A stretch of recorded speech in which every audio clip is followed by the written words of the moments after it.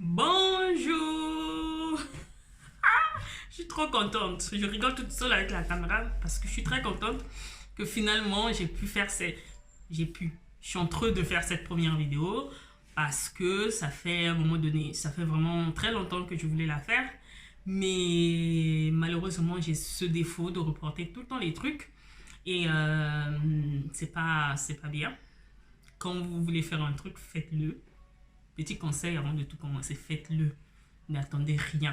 Voilà. On vit, pendant que tu vis, fais ce que tu dois faire aujourd'hui. Ne reporte rien pour demain. Surtout si c'est un truc que tu peux faire. Je vais déjà me présenter et je vais vous expliquer un peu mon parcours, pas mon parcours de vie, un peu de moi, ce que je veux faire sur YouTube. Je m'appelle Thève. Je vis en France. Pourquoi j'ai voulu créer cette chaîne? Tout simplement parce que je crois que c'est une plateforme très intéressante. Tout simplement parce que tu peux communiquer sans devoir...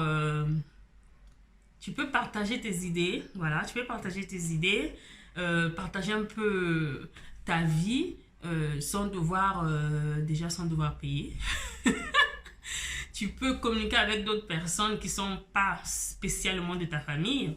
Tu peux aussi surtout recevoir des conseils des gens que je ne connais pas, qui ne connaissent pas ta vie. Donc les conseils sont beaucoup plus comment on peut dire, plus véritables parce que la personne ne connaît pas ta vie. Donc si la personne te donne un conseil par rapport à ce que tu dis, c'est probablement ce qu'elle pense vraiment puisqu'elle ne te connaît pas. Pourquoi j'ai retardé à créer cette chaîne? C'est tout simplement parce que la flemme déjà. Déjà c'est la flemme et aussi parce que voilà, j'avais pas ce moral là à faire un truc. Je suis née au Congo-Brazzaville, qui est tout simplement la République du Congo. Mais moi et mes parents, voilà, nous avons immigré, comme on dit, en Italie. J'ai vécu pratiquement toute mon enfance, mon adolescence, tout ça en Italie. Donc, si de temps en temps vous entendez un peu un mot bizarre, un mot un peu qui ressemble un peu à l'espagnol, c'est probablement l'italien. La chose qui m'a poussé vraiment à créer cette chaîne, c'est parler du Congo. On va parler de la similitude entre la RDC et le Congo-Brazzaville parce que beaucoup le confondent. Même quand tu vas à la préfecture, tu vas même par exemple à la mairie, tout ça, quand tu dois dire Congo, ils te regardent et là tu dois préciser Congo-Brazzaville ou Congo-République, voilà. Ou la RDC par exemple. Donc je vais vous parler un peu de ce qui nous lie entre le Congo, entre la RDC et le Congo et la République du Congo. Et je vais vous parler aussi des différences qu'il y a dans ces deux pays, de la bouffe, des gens. Les gens sont merveilleux au Congo. Et si Dieu fait, si j'ai la possibilité, le but c'est vraiment d'aller sur le terrain, genre à la RDC. C'est vraiment un souhait, vraiment quelque chose que j'aimerais faire, d'aller à la RDC et de faire des vidéos là-bas et faire aussi des vidéos à la République du Congo dans mon pays, quoi. Ce qui m'a poussé vraiment à faire cette vidéo, à faire cette chaîne, c'est tout simplement vous faire découvrir une autre partie du Congo que probablement les gens ne connaissent pas. Par exemple, la population, la nourriture, leur façon de vivre et j'adore le Congo. À part le Congo, je veux parler aussi de beauté. Mais quand je dis beauté, il n'y aura pas que beauté extérieure, voilà, la peau, tout ça. Quand je dis beauté, c'est pas seulement la beauté extérieure que vous voyez, le maquillage, tout ça. Il y aura la beauté intérieure d'une femme parce que à un moment donné, c'est pas toutes les femmes, hein, à un moment donné, on se perd un peu. Je suis la première, voilà, qui s'est perdue après avoir mis au monde.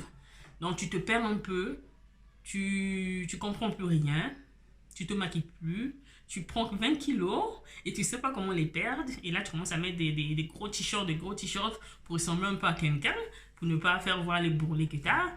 Les femmes en souffrent. Je suis la première qui a souffert de ça.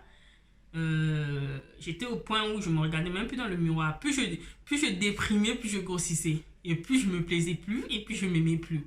Donc c'est quelque chose, c'est un travail qu'on fait. Et faire des enfants, c'est quelque chose de merveilleux. Donc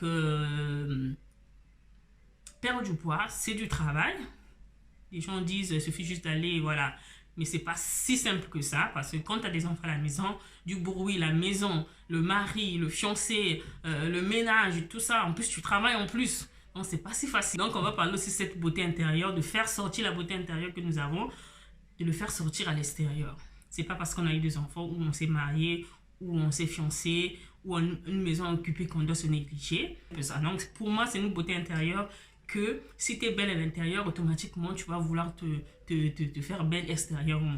Et si tu es perdu à l'intérieur, tu te perds aussi physiquement, tu te perds aussi, tu te maquilles plus, tu as toujours le front fermé. Donc faut d'abord restaurer ce qui est à l'intérieur, arranger ce qui est à l'intérieur pour pouvoir en fait faire sortir la fleur qui est en vous, quoi. Elle est belle cette phrase. C'est bizarre, elle est belle. Hein. Je crois que c'est tout. Hein. Voilà, c'est tout. Avant de partir, abonnez-vous pour découvrir, si vous voulez découvrir avec moi, certains aspects du Congo. Et c'est donner des conseils. Voilà, c'est donner des conseils pour les mamans qui n'arrivent pas à perdre du poids, des mamans qui sont en dépression parce que voilà, ils ne se retrouvent plus. De ne pas baisser les bras, que je suis là. Et ceux qui vont s'abonner aussi seront aussi pour ces femmes-là qui ne trouvent pas de solution à leurs problèmes. Nous, on les comprend, les mamans, on les comprend. Donc, un conseil de plus pour une autre femme qui nous ressemble, c'est quelque chose de merveilleux. Donc, on ne change pas le monde, on ne va pas changer la vie de quelqu'un, mais un petit conseil fait toujours du bien à la personne qui écoute. Voilà, c'était tout. Voilà, abonnez-vous, partagez et à très bientôt.